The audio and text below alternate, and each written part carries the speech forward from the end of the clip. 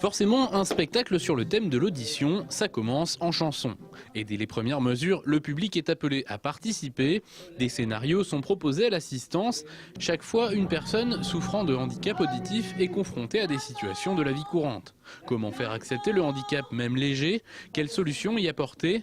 Le premier scénario finit toujours mal. Au public de l'améliorer. Cette scène, on la rejoue exactement de la même manière, une seconde fois, et le public peut l'arrêter cette fois-ci et remplacer un personnage en disant « à votre place, je pense pouvoir améliorer l'histoire ».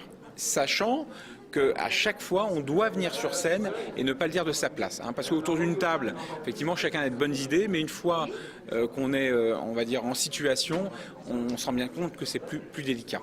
Voilà, donc le public, les acteurs et le public interagissent pour essayer de trouver une fin plus satisfaisante. Ce spectacle répond à des objectifs de sensibilisation.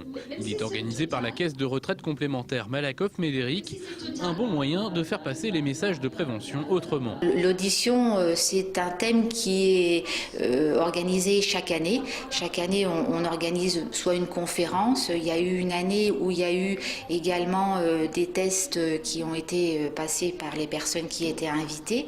Mais là, bon, cette année, on a souhaité essayer d'organiser avec un groupe de théâtre une journée sur l'audition pour voir déjà comment ça se passe, comment les gens réagissent et la population jeune et moins jeune, comment ils peuvent échanger sur ce thème. Pour ce spectacle, le public était composé de retraités adhérents de Malakoff-Médéric, mais aussi de collégiens, car eux aussi sont concernés par les problèmes d'audition. Et c'est ça souvent chez les jeunes, ça ne me concerne pas, pourquoi on fait un truc sur l'audition, c'est que pour les vieux. Et finalement, ce n'est pas le cas.